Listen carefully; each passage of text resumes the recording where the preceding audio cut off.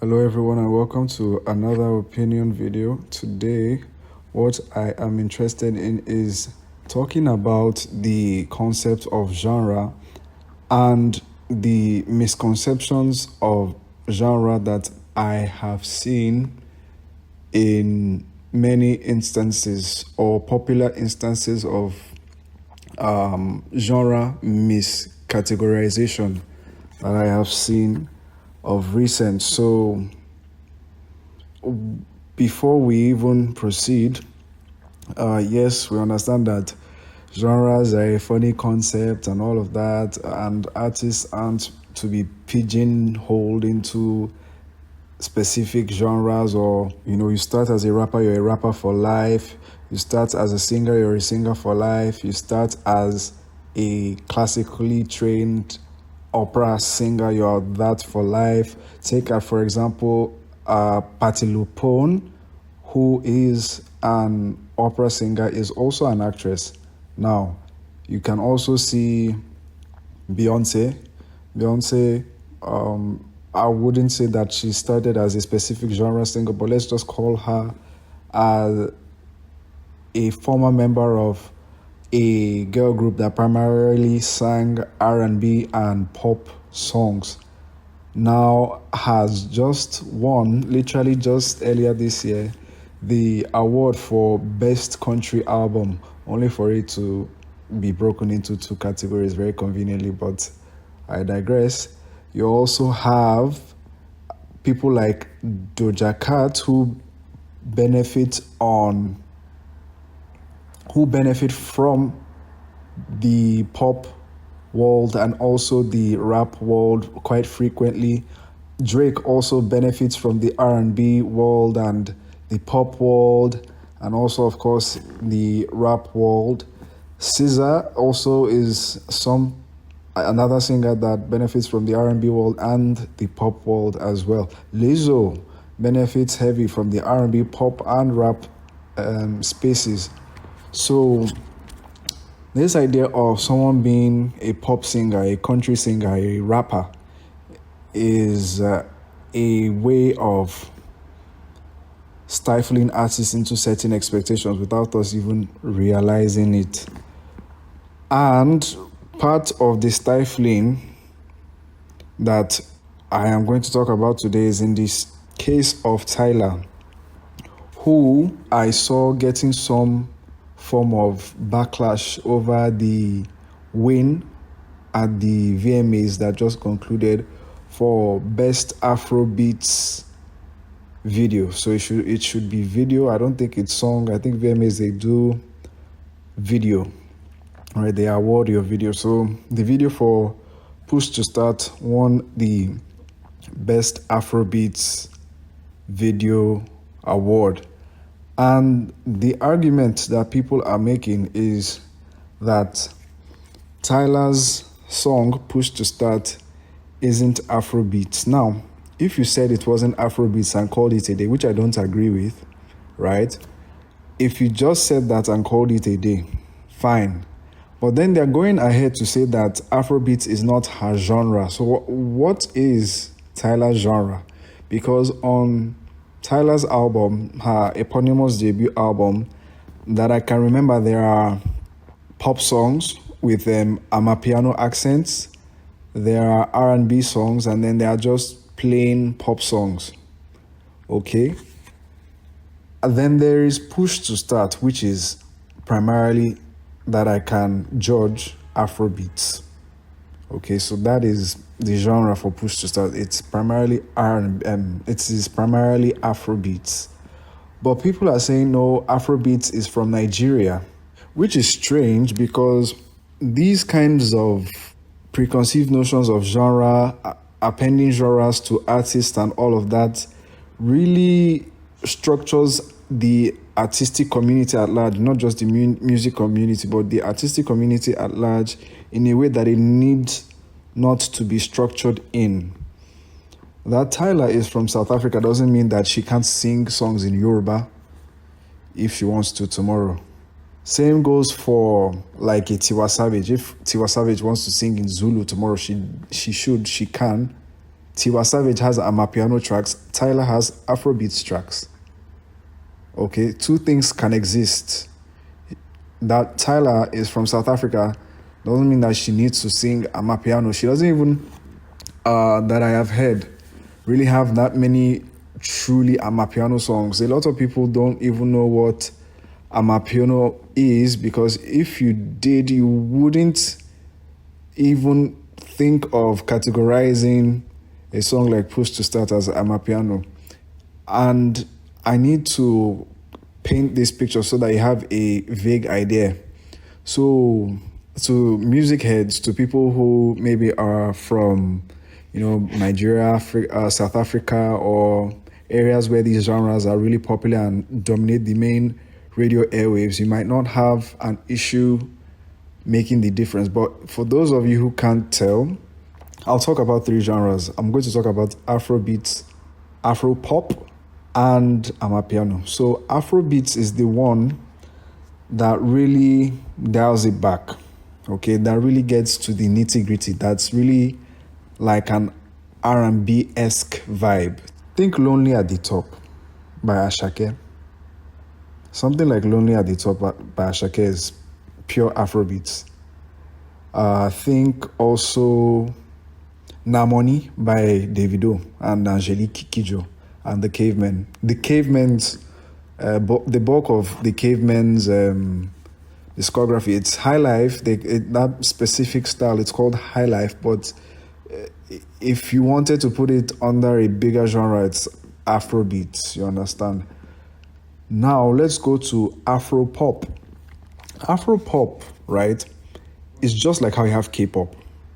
Circa the mid-2000s, or even the early 2000s, even into the 90s, right?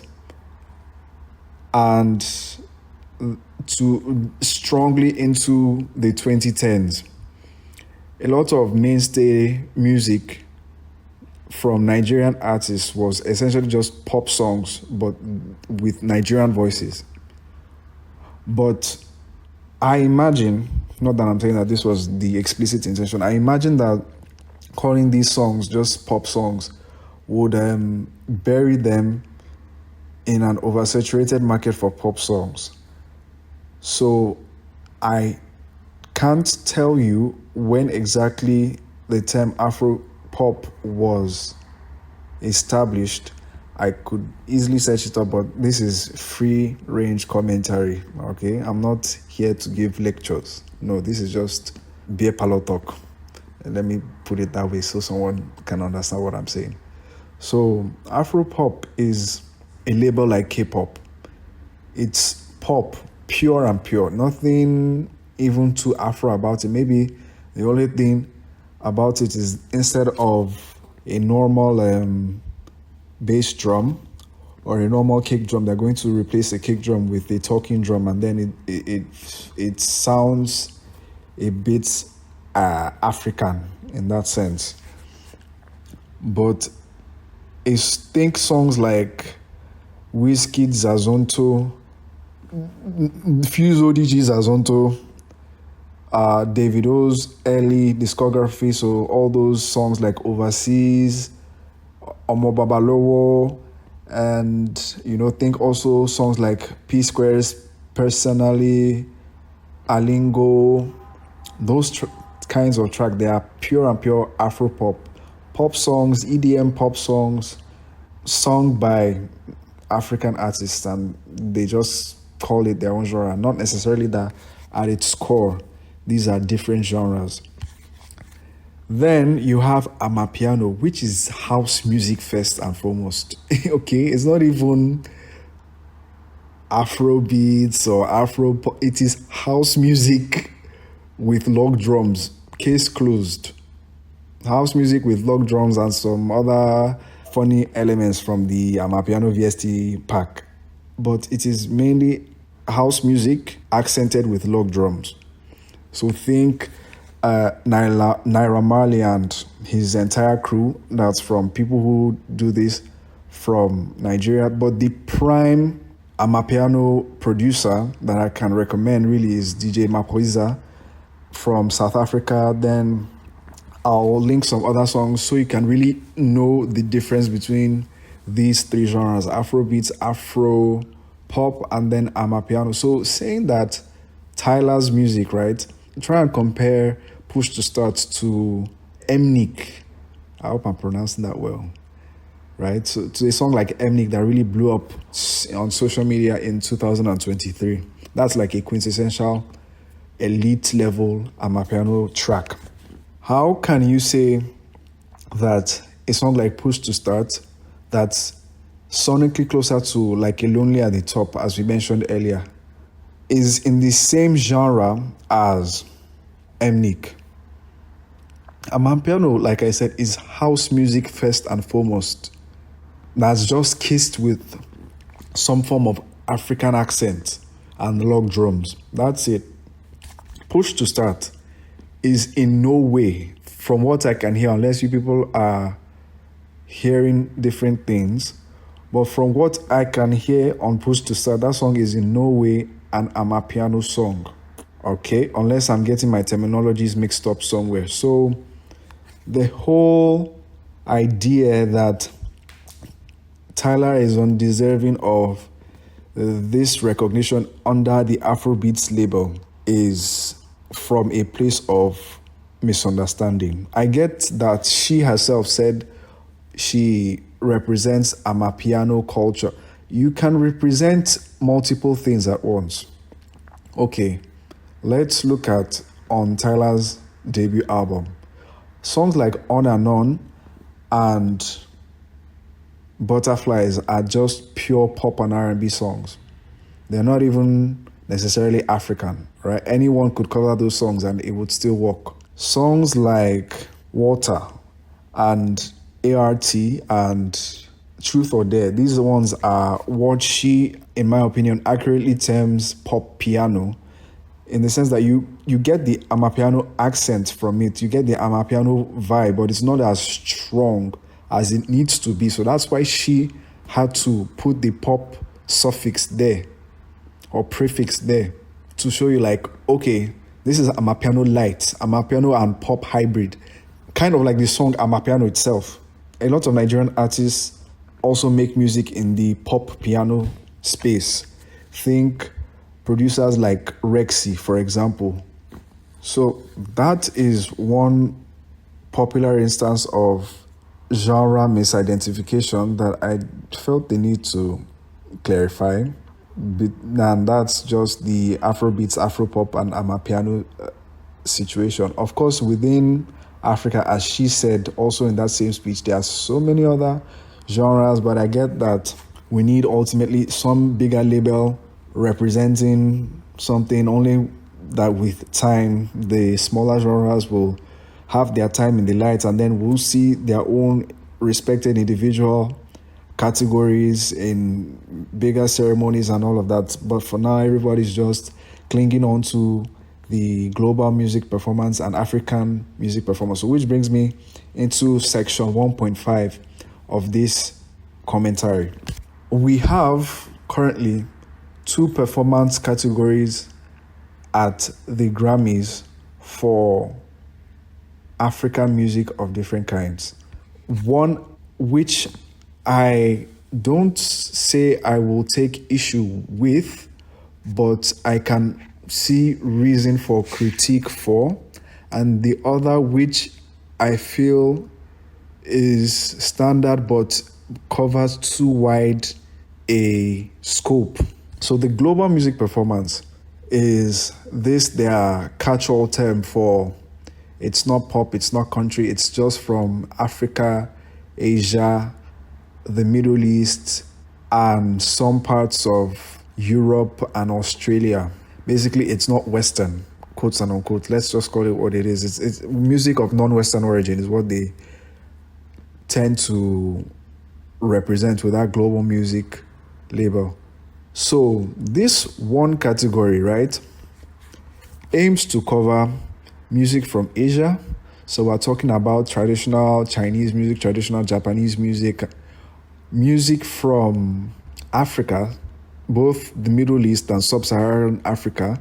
So we're talking about Arabic music, we're talking about Middle Eastern music, we're talking about sub-Saharan African genres, Fuji, high life, Afrobeats, Afro-pop, Afrobeats, and all of that. So traditional sub-Saharan African genres and Middle Eastern genres.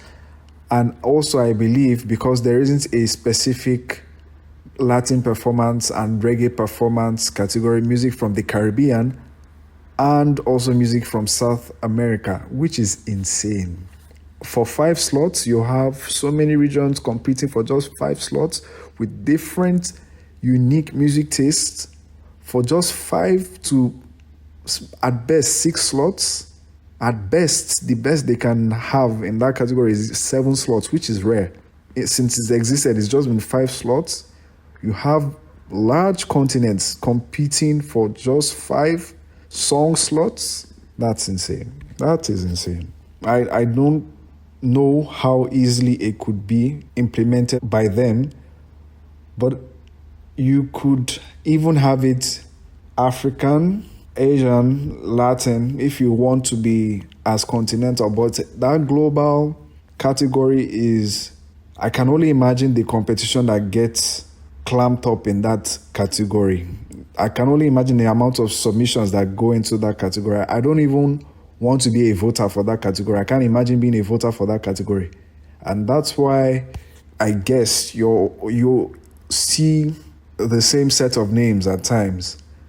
Okay, we've seen at least 1 or 2 artists get consecutive nominations, which are deserving, but still, we can acknowledge that that might come from a place of just lowest common denominator style voting on the part of the Academy members.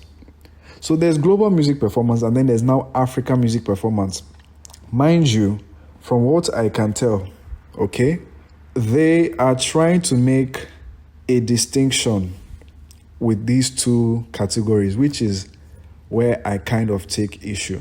So African songs of African origin, and songs by Africans are eligible in both categories, which I kind of struggled with understanding initially when I saw, take for example, Davido submit Feel to global and unavailable to African music performance. That was confusing because at first glance they are almost the same genre, but observing closely, you can tell that the global is reserved for more traditional sub-Saharan African submissions in that regard. So take like your Namonis and your Lonely at the Tops. Those can go for global, and your unavailables and your Amapianos, your Afro-pops, your Amapianos. Although, in my opinion, Amapiano music should be in the dance category, not even African music performance. That's my honest opinion. So if DJ Maporiza, I don't know if he submits, but if he should want to submit eventually his music, or an artist who make music like him want to submit their music for Grammy consideration, it should go straight to dance. That is the only ethical place for representation of Amapiano music. And if Amapiano specifically wants to be represented, the head category should be the pop and dance field, and not the Latin, global, African, and chant and reggae and Latin category. Okay, it should be the dance and pop category for Amapiano specifically. But for the genres that they listed that are eligible for African music performance, it was a confusing batch. They covered quite a lot, but then I saw things, I can remember seeing things like Ghanaian drill. What's that meant to mean? Let's be real. What's that meant to mean? You are literally calling another genre, which I believe goes to rap. All right, it's a rap subgenre for them, because Dior by Pop Smoke was nominated in the rap category. So I believe that's where regular, quote and unquote, regular drill songs should be submitted. But because This is a drill song by a Ghanaian artist. It should now go to the African music performance category. I hope you understand the inconsistency in this, their logic. It doesn't make sense, that African music performance category, the way it currently functions. Afro pop, as I've said, is just like how you have K-pop. So if BTS and definitely Apathy, and if they want to submit their music, what's the Blackpink song, Jump, those songs are definitely going to go under pop duo or group performance. If there's a K-pop solo effort, it's going to go to pop solo performance. But things are different when it comes to Afro pop. Why? You understand? And I thought I was alone in observing this sentiment until literally around the same time they announced this change initially. I also saw some other think piece echoing what I thought at the time. If I recall correctly, this think piece thanked the Grammys for the representation, but the manner of the representation wasn't accurate. When you hear the term African music performance, you believe that it should cover African music and African music alone. Now, Africans are layering their voices over Western productions. Doesn't make those tracks, doesn't make those albums, doesn't make those efforts African music automatically.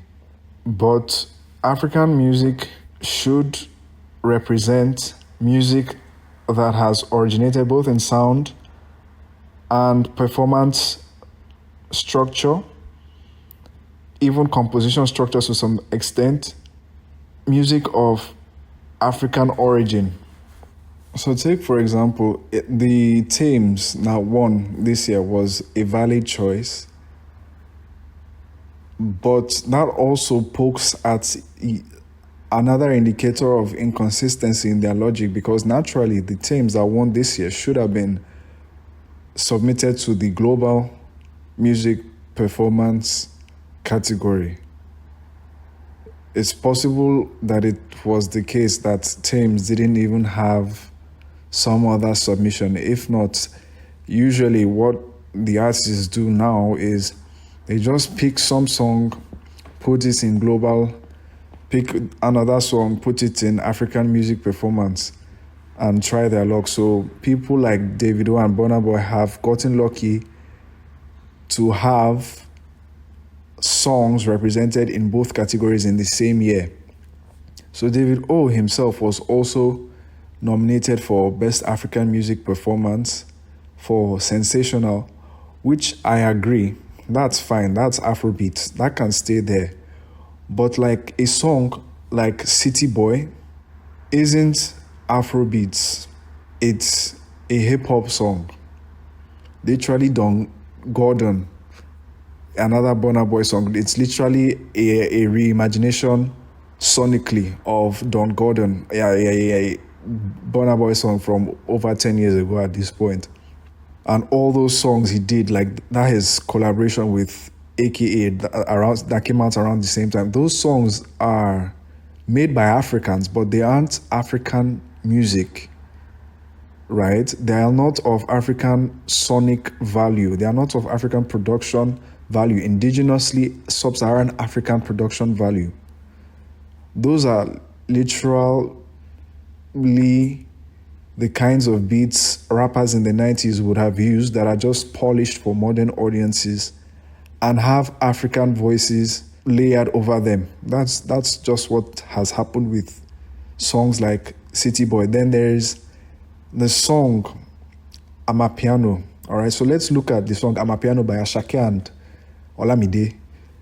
Amapiano is not an Amapiano song, first of all. It's close, just like a lot of Ashake's discography. It's close to Amapiano, but it's not there. It's like I said earlier, it's in the same boat of this pop piano wave that Tyler is raving about, that you can hear all over Tyler's first album. Those songs, therefore, putting them in the pop category, since I have stated earlier that Amapiano should be considered under best dance recording, is fair. Putting them either in pop solo or pop duo or even pop dance is fair. But in African music performance, no, I do not agree. All those pop piano songs, I do not agree that they belong in African music performance. A song like Rush deserves to be in African music performance. That clear as day. Clear as day, a lot of Ira Star's discography should remain in African music performance. So the kind of songs that should be in African music performance are the more traditional, like the High Life, the Fuji, like the Cavemen, the Angelique Kidjos, as well as the more polished ones. So we can also permit like the rhythm and blues style, even like a Hot Body. Definitely a Push to Start can remain in the African music performance category, but a full-on pop song, let's say for example, while still in the Whiskey Dazonto era, all those are just pop songs. They should never have business in the African music performance category. Let me quickly take a look at the nominees last year and see if the Grammys have made progress or they are regressing. Okay, so I'm looking at the nominees from last year. Global music performance, I do not recognize any of the nominees beyond Sunlight to My Soul and Hat Kirani by Aruj Aftab. So Sunlight to My Soul is by Angelique Kidjo and Soweto Gospel Choir. Rat Kirani, which that whole Night Rain album, by the way, I recommend you go give it a listen. Rat Kirani, do I believe it belongs in this kind of category? Yes and no. It's more jazz, but I see the Middle Eastern influence. It's definitely jazz heavy, but I also see the traditional influence, so it can be there. Then there's also the Angelique Kidjo and Soweto Gospel Choir track, Sunlight to My Soul. I haven't heard it, but from what I imagine a collaboration like that should sound like, it should be in the African music performance category. And that just goes to show how wide the scope of what they aim to cover with just even the African music category. So imagine what they are attempting to cover with the global music performance category. It's insane. It's insane. So just within Africa alone, the African list of genres in music, you can imagine how wide the scope already is. So for African music performance, they had Love Me Jeje, which won. Tomorrow by Yemi Alade, yes, that's a valid entry. Sensational is also a valid entry. Higher and MMS, I haven't heard them. But yes, Love Me Jeje, Tomorrow and Sensational, those are valid African music performance entries. You could make the argument that songs like Sensational should go to R&B. Yes, that's an argument that's up for debate, but for me, it's still valid in African music performance. Let's also look at the definition for African music performance. So it is an award presented by the Recording Academy to honor quality African music performances in any given year. The award was presented for the first time at the 66th Annual Grammy Awards in 2024 and is a sister category. Really? Sister category? To the Best Global Music Performance Award, following on from the creation of that category in 2022 and sits in the global genre field. The Academy announced the new category in June 2023 and stating that the award recognizes recordings that utilize local expressions from across the African continent. So are we also counting Middle Eastern music? Because Egypt, Algeria, and some other countries in North Africa are considered part of the Middle East and are considered also part of the Arab hemisphere of the world. So are we also considering those? Because when people say Africa, they're instinctively they think of sub-Saharan Africa, forgetting that the Egyptians and the Northern Africans also exist. And while there are many similarities, of course, stylistically, the music has more similarities with that of Central Asian music than it does with most sub-Saharan African genre music styles. Okay, so saying across the African continent is a controversial statement for this award. All right, so let's read. Stating that the award recognizes recordings that utilize unique local expressions from across the African continent, highlighting regional, melodic, harmonic, and rhythmic musical traditions. So traditional African music. Amapiano, like I said, is house music meets Africa, not the other way around. The award honors, but is not limited to, African popular music genres, which is insane. All right, so background, let's read everything here. The category was created in order to amplify and expand the reach of African music and its creators, to celebrate the distinct, unique sounds of the continent. The Academy specifically cited the work of artists such as David O, Libyanka, Burna Boy, Wizkid, Rema, CK, Takalaman, Thames, Zix, Batwini, Tyler I see you. Although most of what I've heard from Tyler I see is dance music, house music specifically, but that's under the dance category. And Nomsibo Zikode. Sorry if I have mispronounced a few names. Let me look for the reference that states all the genres that they are including under the African music performance category. All right, so here are the categories that they say are included in Best African Music Performance, which they added with the Best Alternative Jazz Album and Best Pop Dance Recording categories. So a track and singles category that recognizes recordings that utilize unique local expressions from across the African continent, highlighting regional, melodic, harmonic, and rhythmic musical traditions.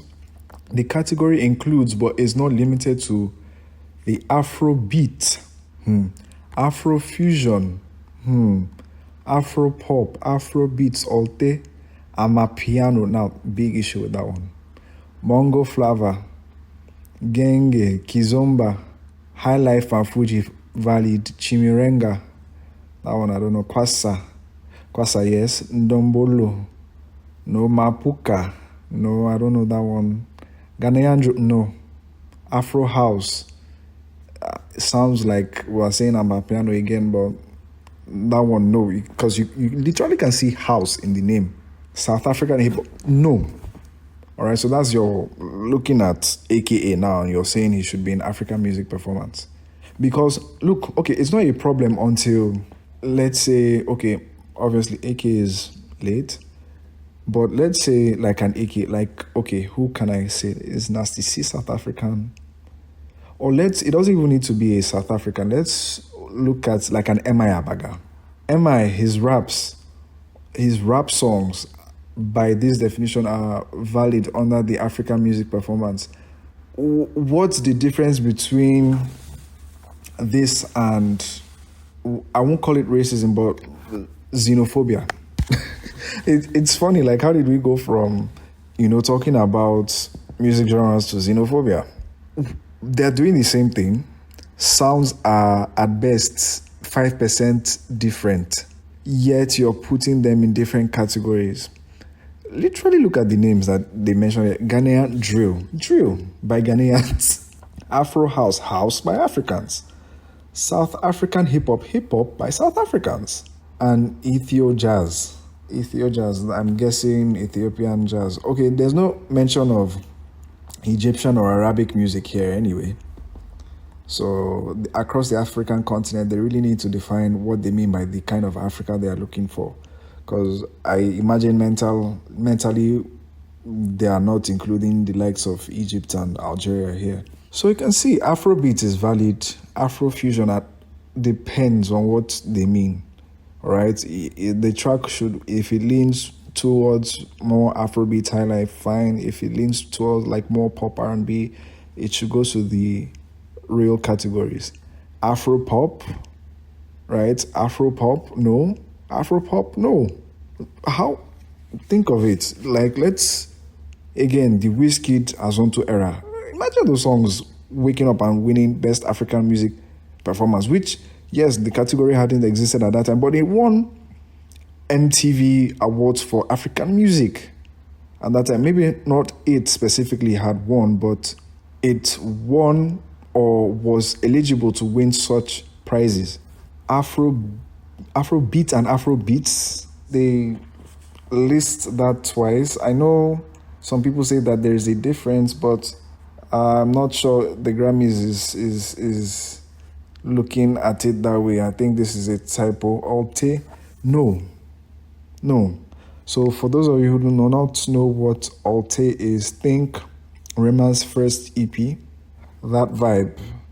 Think I see names like Crow Santino. I don't know what he sounds like, but think like FK Twigs meets some Thames, and it's sung by like a Brent Fires.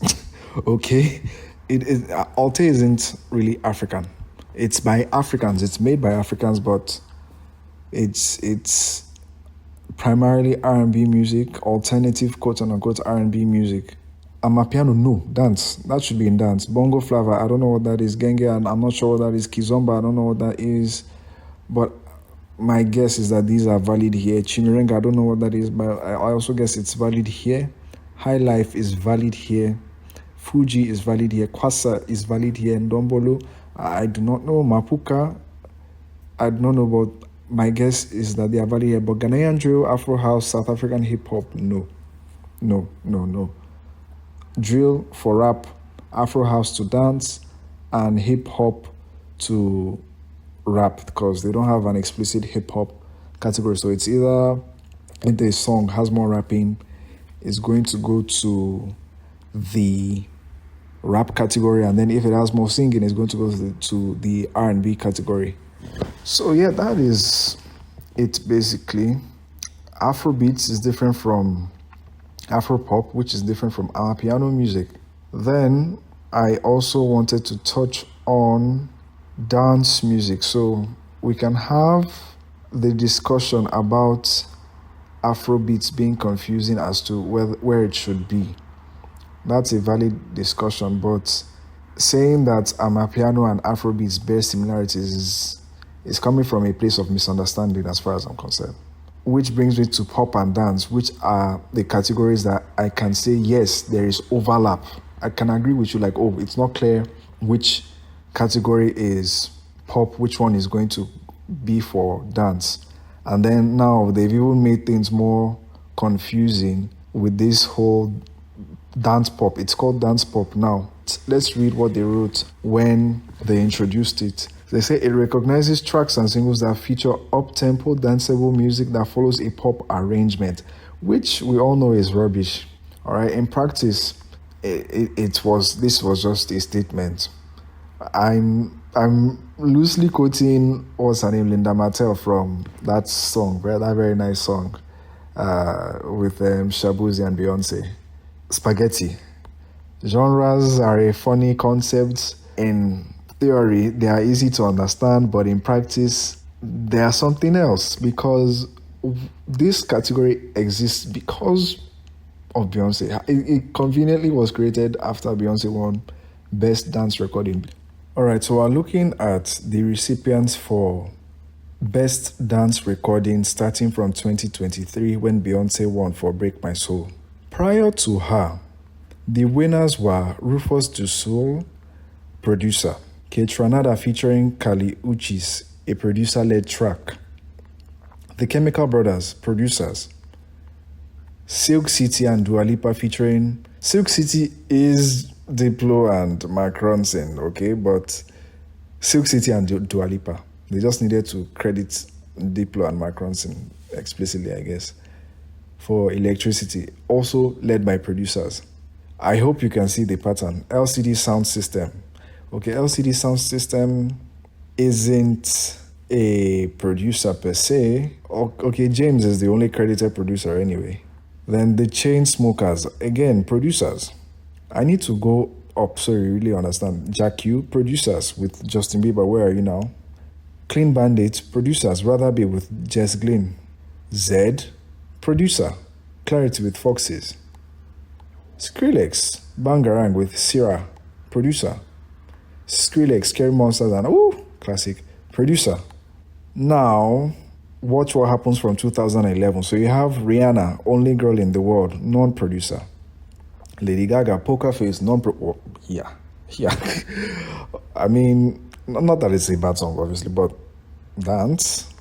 Let me see the nominees. So even the nominees in 2010, you can see Womanizer, you can see When Love Takes Over. That's the only one led by a producer here, and even sounds remotely like a dance track, although the Celebration by Madonna is also a very valid dance track. But Womanizer and Boom Boom Pow, what?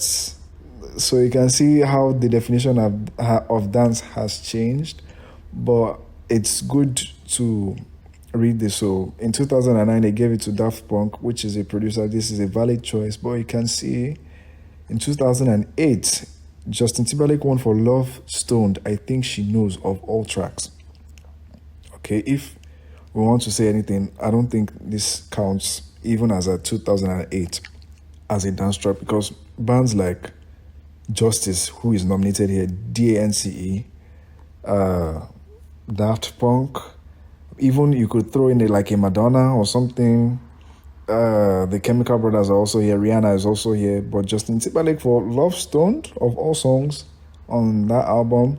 Then also in 2007, you also have a Justin Timberlake for Sexy Back, of all songs. Sexy Back. Dance. Chemical Brothers and Q-Tip for Galvanize, producers. Britney Spears for Toxic. Now this one, people argue that, it's a dance song. I don't agree.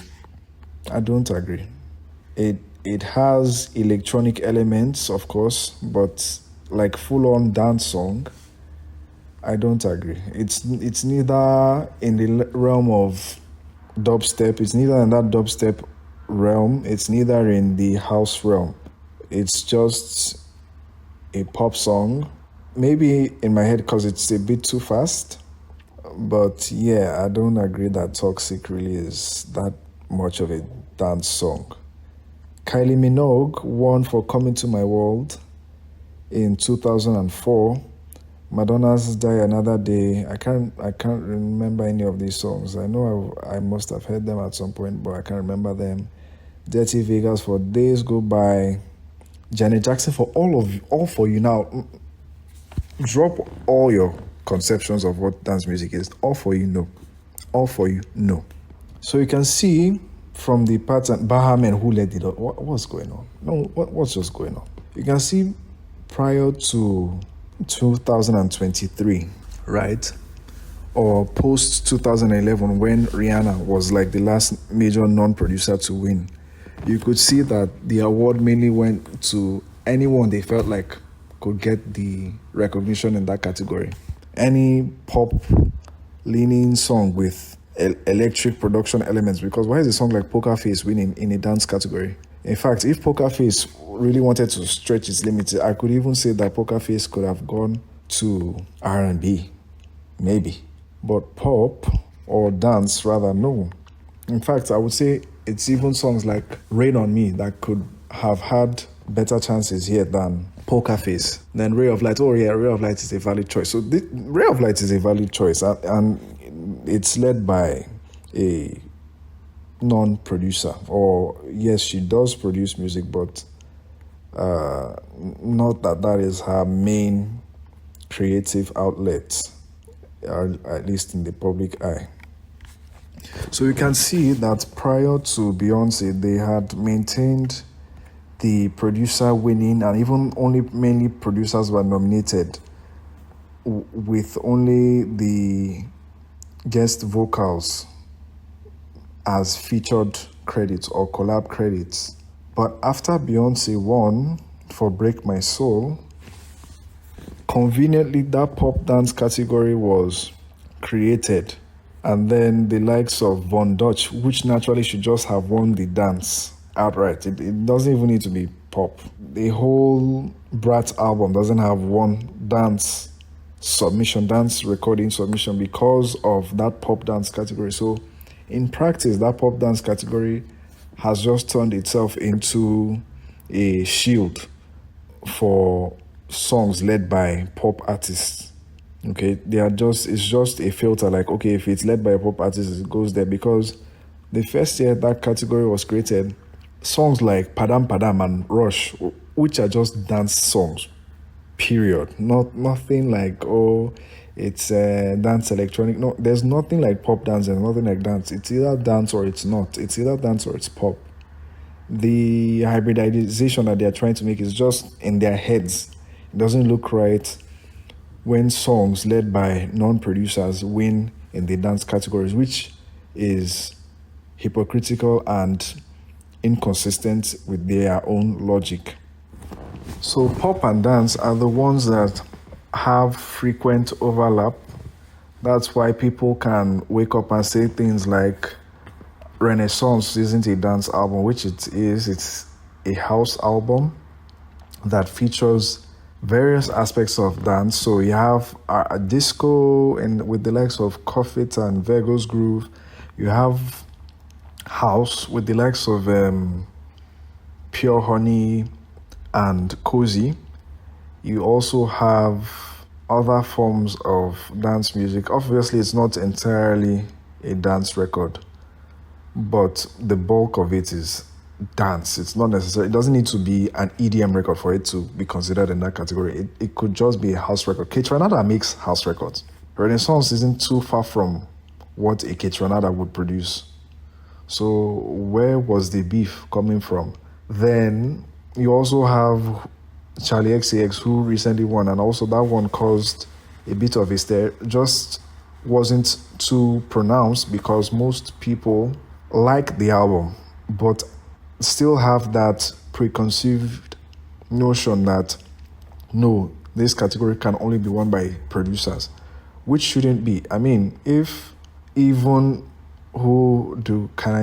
if even a Post Malone wakes up and gets Ableton Live and mixes something and produces it and it sounds nice enough to win a Grammy, he should win in the dance category, not that whole pop dance rubbish that they are talking about. All right, that pop dance category, in my opinion, is irrelevant. If you want pop artists to be able to win dance, put them in the dance category. Put them there. Unless you want to say something like, okay, one category we're going to use it for house, and then the other one we're going to use it for like dubstep, which is even needed. How is a Skrillex dubstep track competing with a Ketronada? How are Break My Soul and Bangarang winners in the same category? You understand? So if you want to say best EDM, best dubstep track, and best house track, something like that, it's fine. But that pop dance rubbish that they're doing now is they are just filtering tracks led by pop stars into pop dance. What's the one that Ariana Grande submitted? Yes, and is a house track, period. It should be in dance recording, but because it is Ariana Grande featuring nobody, it is in dance recording, pop dance recording. Von Dutch is pure dance. But because it is just Charlie XCX and not Easy Fun featuring Charlie XCX, it's in pop dance recording. So how convenient they came up with that category after Beyonce won. And then also how convenient too, again, with Beyonce. Literally, best country album has been best country album for over how many years? And then, wow, how convenient. It's just dawning on them to split the category. Oh my God, it baffles me, I won't lie. It baffles me. And if you're curious, yes, this is the third segment, and then I'll call it the end of this recording. But if you're curious what my stance is on whether or not that album is considered country or not, it is country primarily. I agree that, especially when compared to Renaissance, the genre departure is a lot more steep. but at its core, it's still country. It's mostly country, which is the rule for their category, which I believe she met. If not, she wouldn't have even won the thing or be nominated. So people saying otherwise, in my opinion, are being stubborn or have a hard time really filtering genres. So I wanted to talk about country and American roots. The American roots category, as well as the country category, is another one that I feel needs some work at the Grammys, and it's also another category that looks like people mistake things for the other in.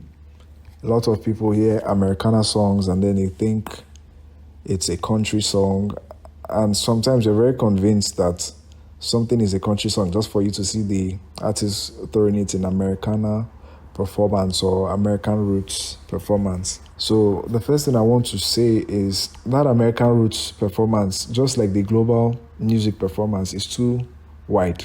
The scope is too wide. And also, are they still permitting Americana songs specifically in that category? Because it used to be all the 5 or 6 genres in that American roots field were competing all for American roots performance, but later on they added Americana performance without Americana song, which is fair. But are they all still competing in both the American roots and the Americana performance category? Kind of like how you have some African songs still competing in African music performance and global music performance.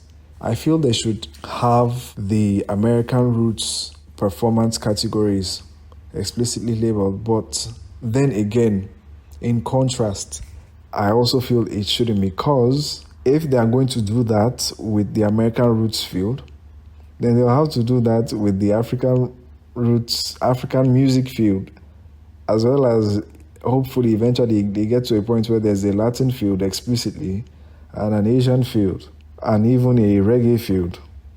And then within reggae, of course, I believe there are some sub-genres. Like, for example, where would dance hall rightfully go? Songs like Walk, songs like all those early 2000s Sean Paul vibes, where would they go? You understand? I know if it's popular enough, they'll throw it in pop. If it's not popular enough, he'll just sort himself out maybe, or try and get into this global music performance. So they have a lot to consider. Me personally, I don't think folk songs and bluegrass songs and regional roots is another one that I forgot to mention. Regional roots songs and blues songs should all strive for the same set of 5 slots. All right, you have hundreds of songs in these respective genres, and they now just want to merge them onto this American roots performance. I think that's why they even made the Americana performance, because they kept on saying that the American roots performance submissions are so much. But still, obviously, I, as someone who has made an Americana album, won't just look at the American roots performance category and be like, won't I just try my luck with something there? You understand?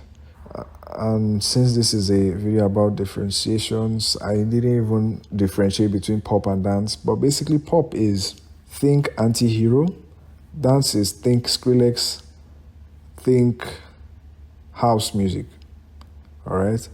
Then with country, it is think Tammy Wynette. Now I don't want to mention these modern country people yet, although you could look at like a Lainey Wilson and that Post Malone track. I think that's one of the newer songs that doesn't pander too much to the old country, but doesn't lose itself with new identity.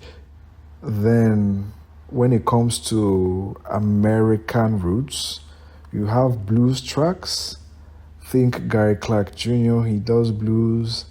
For bluegrass, I can't really remember any bluegrass artists right now, but think for folk, Bonnie Light Horseman, think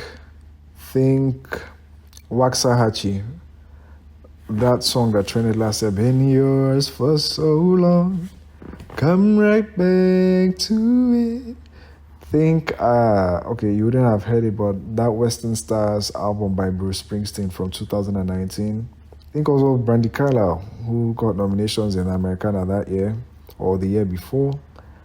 I'm thinking of an explicit case of genre fraud for us to close this commentary. Okay, this one isn't the Grammys, right? But I saw headlines about it recently, and if the comments were in ubiquitous shock.